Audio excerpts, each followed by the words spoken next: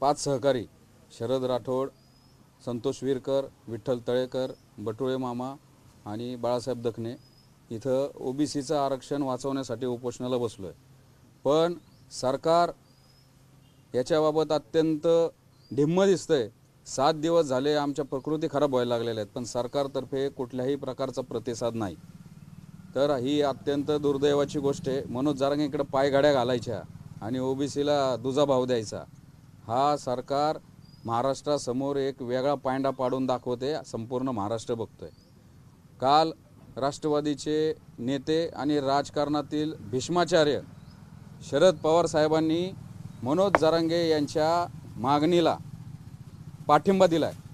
पण पवार साहेबांचा इतका व्यासंग आहे, प्रत्येक बारीक विषयामध्ये त्यांना ते सखोल जाऊन त्याचं ज्ञान घेतात आणि त्याच्याबद्दल त्यांना सखोल डिटेल नॉलेज असतं। माझे पवार साहेबांना एक विचारणं आहे की पवार साहेब तुमची आणि राष्ट्रवादी शरद पवार गटाची अधिकृत भूमिका काय आहे? मनोज जरांगेंची जी भूमिका आहे की ओबीसी मधनं आरक्षण पाहिजे, म्हणजे ईडब्ल्यूएसचं जे वेगळं आरक्षण आहे त्याच्याबद्दल तुमचं काय म्हणणं आहे? त्याच्यामध्ये मराठा समाजाने 8.5% लाभ घेतलेला आहे, त्याच्यावर पवार साहेबांचं आणि त्यांच्या पक्षाचं काय म्हणणं आहे?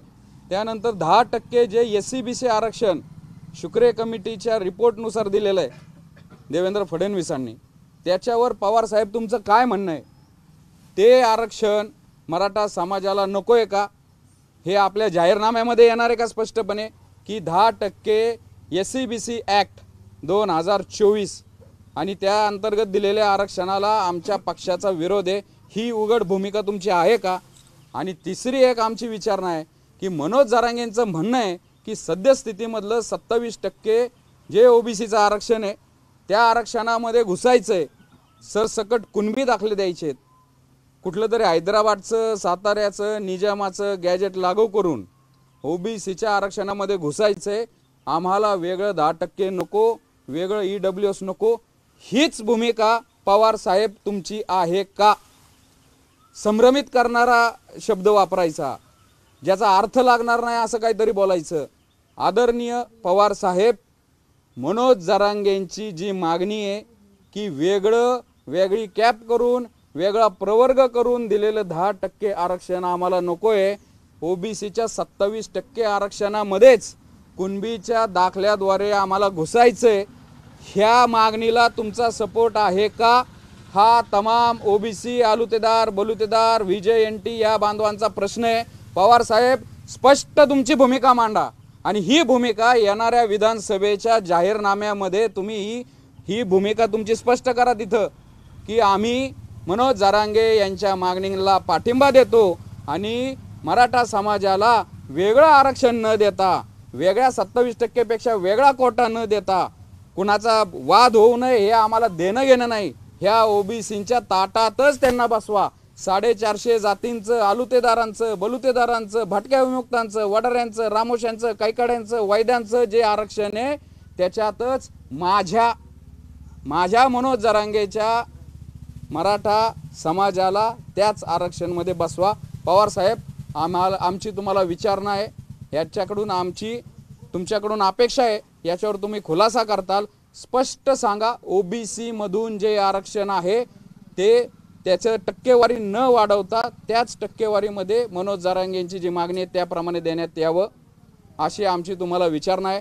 पवार साहेब, 1965 साली BD देशमुख कमिटी आली, त्यावेळेस एक लिस्ट केली 182-83 जातींची, त्यावेळेस मराठा समाजाला आरक्षण दिलं नाही, त्यावेळेस तुम्ही सक्रिय राजकारणामध्ये होता। त्यानंतर ज्यावेळेस मंडल आयोगाने सगळ्या याचं सर्वेक्षण केलं प्रत्येक राज्यातील, त्यावेळेस मंडल आयोग ज्यावेळेस आपल्याला लागू झाला त्यावेळेस आपण सत्तेमध्ये होता, त्यावेळेस मराठा समाजाचा समावेश ओबीसीच्या यादीमध्ये केला नाही। आपण का त्यावेळेस केला नाही? आणि ज्यावेळेस इंदिरा साहनीचा 1993ला निकाल आला आणि इंदिरा साहनीमध्ये 9 जजच्या खंडपीठाने सांगितलं की प्रत्येक राज्यामध्ये आयोग स्थापित करा आणि यादींची लिस्ट करा, त्यावेळेस पवार साहेब, त्यावेळेस तुम्ही मराठा समाजाला ओबीसीच्या यादीमध्ये घ्या अशी भूमिका का नाही घेतली? त्यावेळेस तर तुम्ही मुख्यमंत्री होता, त्यामुळं कुठेतरी सत्तेमध्ये असताना वेगळी भूमिका आणि आता सत्तेत नसताना वेगळी भूमिका घ्यायची, कुठल्या तरी सरकारला अडचणीत आणण्यासाठी मनोज जरांगेंना सपोर्ट करायचा, तर आम्हाला तुमच्याकडून स्पष्टता पाहिजे। त्यांची जी मागणी आहे ओबीसी मध्ये कुणबी दाखल्याद्वारे घुसायचे, याला तुमचा पाठिंबा आहे का? पवार साहेब, अख्खा महाराष्ट्रातला ओबीसी विचारतोय, तुम्हाला उत्तर द्या। शरद पवार हे जवळपास जरांगेंचेच आहे ते स्पष्ट झाले असं प्रकाश आंबेडकर पुन्हा एकदा म्हणतात। तर दुसरीकडे राजरत्न आंबेडकरांनी देखील काल आणि जरांगेंची भेट घेतली।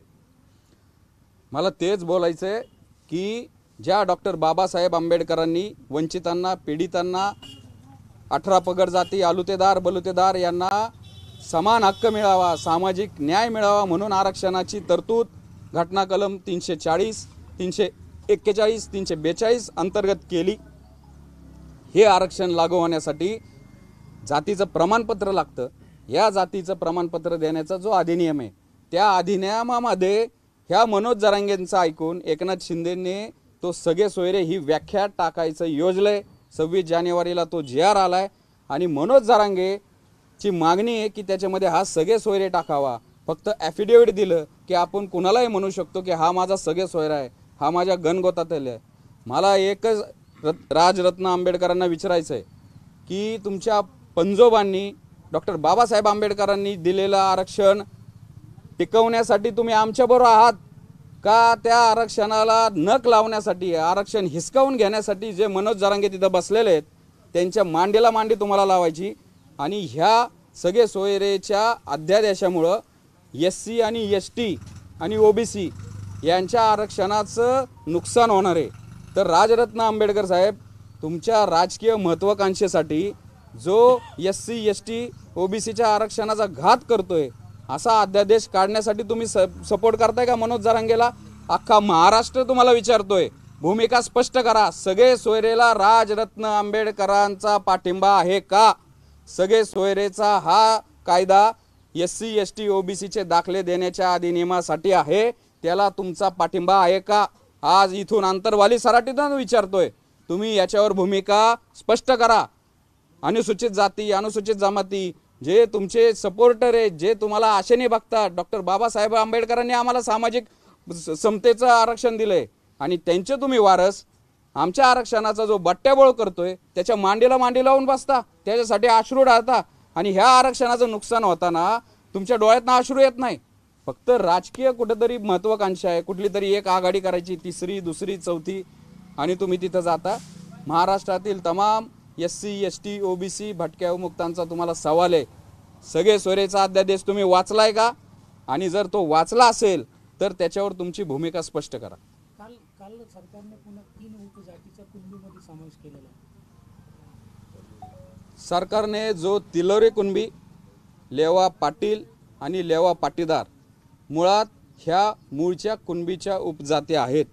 तिलोरे कुणबी हे कोकणात येतात, काही लेवा पाटील हे पण कोकणात येतात आणि काही विदर्भामध्ये येतात। जो गुजरातला लागून जे पटेल आहेत त्यातील जे पाटीदार आपण जे म्हणतो ते कुणबी, त्यामुळे त्या मूळच्या कुणबी जाती आहेत। खरं तर सुरुवातीला कुणबीची उपजात म्हणून ह्या जाती आल्या पाहिजे होत्या, पण 2004 साली एक कृत्रिम तयार झालेली मराठा कुणबी आणि कुणबी मराठा ही पोटजात 2004ला आली।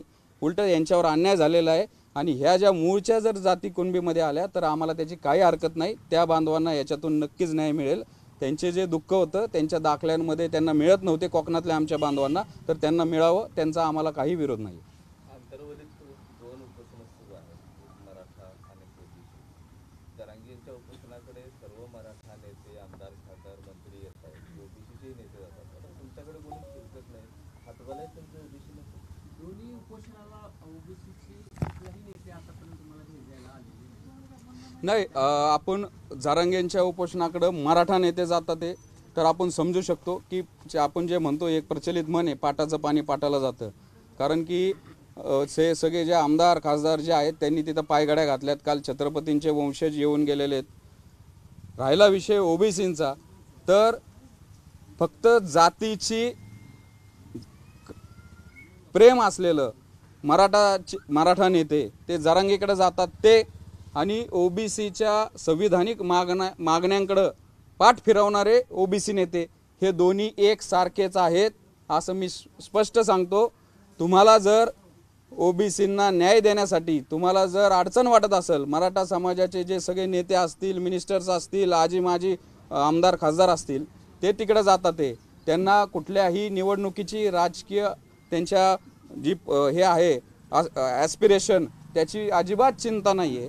आणि तुम्ही जर ती चिंता करत असताल तर येणाऱ्या विधानसभेला हे सगळे फक्त एकाच जाती स्वजातीचं काळजी करणारे मराठा नेते आणि ओबीसीकडे पाठ फिरवणारे ओबीसी नेते यांचा आम्ही हिशोब 100% येणाऱ्या विधानसभेला करू।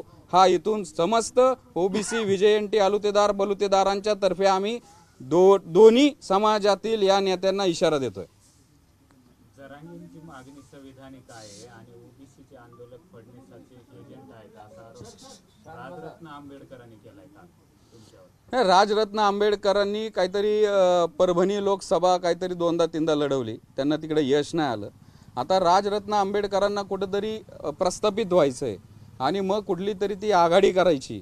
त्यांना डॉक्टर बाबासाहेब आंबेडकरांचे विचार काय होते, त्यांनी सामाजिक न्याय कशाला दिला, या वंचित पीडित समाजाच्या ज्या काही वेदना होत्या, बाबासाहेब आंबेडकरांच्या जे काही वाङ्मय आहे त्याचं मला वाटतं नक्कीच त्यांनी अभ्यास केला नसेल आणि त्यांच्या विचाराला कुठेतरी फाटा देऊन प्रस्थापित जो सत्ताधारी वर्ग आहे त्यांच्या मांडीला मांडी लावायचं आणि आपलं कुठेतरी एक राजकीय महत्त्वाकांक्षा पूर्ण करायची, हे संकुचित विचार राजरत्न आंबेडकरांचे, त्यांचा आम्ही निषेध करतो। याबाबत डॉक्टर बाळासाहेब आंबेडकर म्हणजे प्रकाश आंबेडकरांनी सगळे सोयऱ्याला विरोध केला आहे, त्यांच्या भूमिकेचं समर्थन करतो। राजरत्न आंबेडकरांनी त्यांचेच चुलते प्रकाश आंबेडकर यांच्या या भूमिकेचा बारकाईने विचार करावा। राजकारणासाठी जे डॉक्टर बाबासाहेब आंबेडकरांनी तत्व जे लागू केलेलं आहे तर त्याच्या विरोधात भूमिका घेऊन तुमच्या त्या आंबेडकर नावाची गरिमा ठेवावी अशी विनंती करतो। प्रकाश आंबेडकरांची वारंवार भूमिका बदलते। पूर्वी ते मराठा आणि ओबीसीचं ताट एकच असल्याचं बरोबर होतं, काल त्यांनी पुन्हा 2 वेगवेगळे ताट असल्याचं म्हणलं। नाही, आम्ही आता आमच्याबद्दल आता शेवटी एक जे राजकीय नेते असतात ते त्यांच्या राजकीय भूमिकेतून वेगवेगळ्या भूमिका घेत असतात, पण आत्ता सध्या महाराष्ट्रामध्ये जो सामाजिक आरक्षणाचा लढा चालू आहे त्याबाबत आता त्यांनी भूमिका घेतलेली आहे। सद्यस्थितीमध्ये आम्ही त्याचं स्वागत करतो। त्यांच्या बाकीच्या भूमिका आधीच्या काय असतील त्यांच्यावर आम्हाला टीका करायची नाही। आत्ता सध्याची त्यांची भूमिका आणि वंचितच्या त्यांनी लेटर हेडवर गेल्या 10-15 दिवसापासून जाहीर केलेलं आहे की सगळे सोयरे आणि 57 लाख कुणबी नोंदी रद्द कराव्या, त्यांचं आम्ही स्वागतच करू आणि आशा करतो त्यांची भूमिका अशीच असेल। आज तुमचा 7वा दिवस आहे, उद्या मुख्यमंत्री मराठवाड्यात आहेत, केंद्रीय मंत्री अमित शहा पण मराठवाड्यात आहेत, तुमचं काय अडचण? आमचं म्हणणं आहे की आमच्या ज्या व्यथा आहेत, आम्ही ज्या आमच्या मागणीतून बसलोय, ओबीसी आरक्षण वाचावं, या संदर्भात मुख्यमंत्र्यांनी यावं। मुख्यमंत्र्यांनी आम्ही पण 50-55% या महाराष्ट्राचे नागरिक आहोत। जसं तुम्ही मनोज जरांगेंच्या इथं पायघड्या घातल्या, तुमच्या मंत्र्यांनी घातल्या, सगळ्या तुमच्या शिष्टमंडळाने घातल्या, जे प्रशासकीय अधिकारी होते त्यांनी घातल्या, तसंच आमचं पण ऐकून घ्यावं। आमच्या मताला किंमत नाही आहे का? आम्ही आता लक्ष ठेवून आहोत मुख्यमंत्री इथे येतात ते का, त्यांच्या आणखीन सहकारी कोण येतात ते का, आणि आपल्या माध्यमातून महाराष्ट्राला हे समजतंय आणि महाराष्ट्रामधील ओबीसीमधील प्रत्येक घटक आता जागृत झालेला आहे। प्रत्येक हालचालीवर गव्हर्नमेंटच्या नेत्यांच्या प्रत्येक हालचालीवर लक्ष आहे, पक्षाच्या भूमिकांकडे लक्ष आहे। त्यामुळं तुम्ही पण ह्या भूमिका घेताना किंवा संवाद साधताना सर्वांना समान न्याय द्यावा, अन्यथा येणाऱ्या विधानसभेमध्ये आपण बघून घेताल की ओबीसीचा आक्रोश काय आणि ओबीसी तुम्हाला मग कशा पद्धतीने प्रतिसाद देतोय। एबीपी माझा, उघडा डोळे बघा नीट।